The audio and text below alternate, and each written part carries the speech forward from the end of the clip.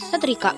Setrika berasal dari bahasa Belanda strijkijzer, adalah cara menghilangkan kerutan dari pakaian dengan alat yang dipanaskan.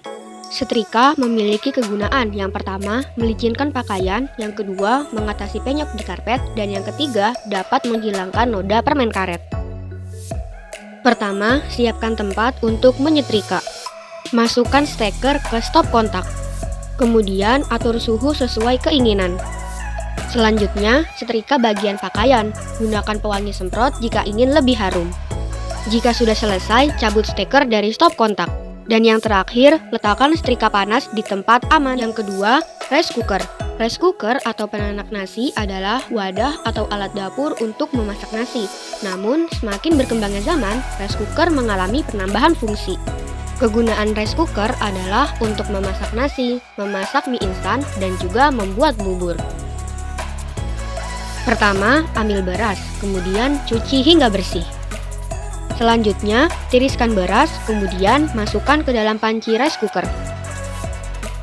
Selanjutnya, tambahkan air secukupnya. Nyalakan rice cooker pada posisi cook. Setelah beberapa saat akan berpindah ke warm dan menandakan nasi sudah matang. Nasi pun siap dihidangkan. Lalu selanjutnya adalah kain pel. Pel digunakan untuk menyerap dan menyekat cairan, untuk membersihkan lantai, untuk mengepel debu, atau untuk keperluan pembersihan lainnya. Nah, untuk fungsi alat ini sangat penting bagi kebersihan lantai rumah kita. Dengan alat pel ini, kita bisa membersihkan bagian-bagian lantai yang dirasa kotor atau lengket. Dengan mengepel juga, kita memastikan bahwa lantai kita terbebas dari bakteri dan virus yang merugikan. Pertama-tama, siapkan air bersih dalam sebuah ember. Lalu, tuangkan cairan pembersih lantai ke dalam ember. Celupkan kain pel ke dalam ember. Lalu, peras kain pel.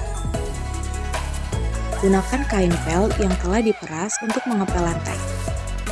Obeng adalah sebuah alat bantu untuk membuka dan menutup perangkat elektronik seiring dengan berkembangnya teknologi. Saat ini, obeng atau screwdriver ada yang sudah menggunakan mesin atau digerakkan oleh sebuah motor listrik. Meski sederhana, tetapi peralatan obeng ternyata harus dimiliki di rumah Anda. Alasannya adalah karena fungsi utama dari alat ini untuk mengencangkan atau melonggarkan baut yang ada di berbagai peralatan elektronik.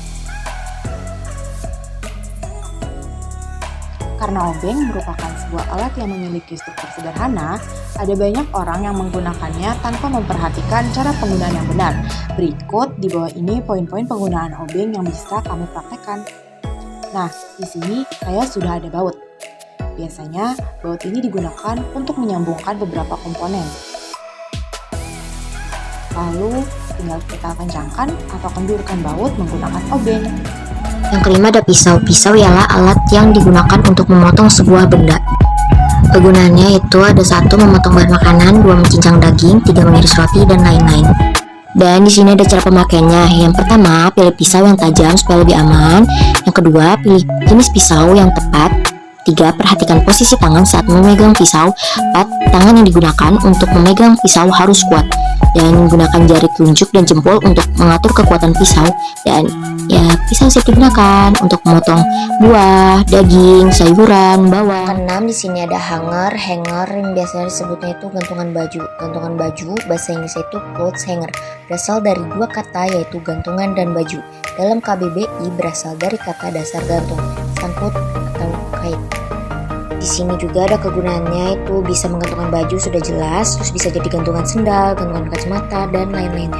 Ya, di sini ada cara pemakaiannya. Cara pemakaiannya sangat simpel dan mudah. Tuh, pertama milih hanger atau gantungan yang tepat, terus perhatikan bagian-bagiannya, terus lipat celana. Kalau misalnya kalian ingin menggantungkan celana supaya terlihat lebih rapi, terus sesuaikan dengan posisi hanger, baju atau celana siap digantung. Selesai deh. Oke, dan ya, makasih.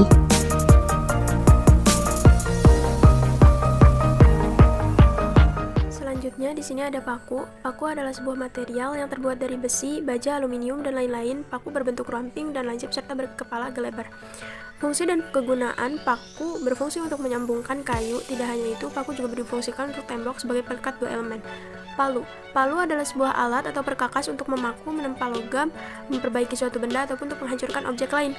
Fungsi atau kegunaan palu berfungsi untuk memaku, menempa logam, memperbaiki suatu benda, dan untuk menghancurkan objek lain. Cara penggunaan paku dan palu. Oke, saya memiliki dua paku, satu palu dan satu gantungan. Saya akan merekatkan gantungan itu ke pintu.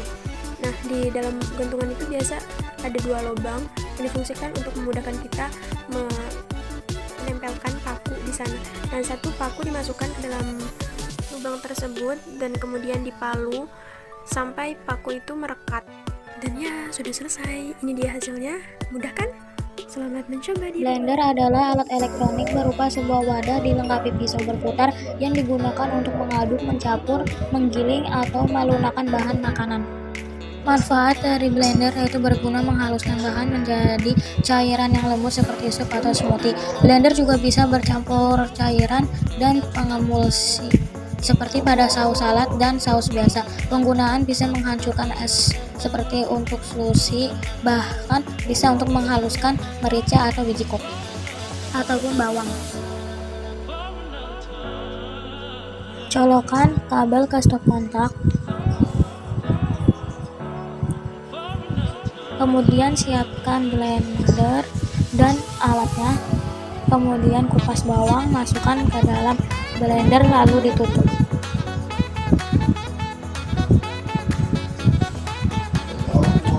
Kemudian pencet tombol on. Selanjutnya, mixer adalah mesin roti atau alat yang digunakan untuk mengaduk adonan roti. Fungsi dari mixer yaitu pembuatan roti atau kue adonan lebih sempurna, adonan higienis, hemat waktu, hemat tenaga, kegiatan masak lebih efisien, membuat adonan dalam jumlah besar, membuat kue bisa kapanpun.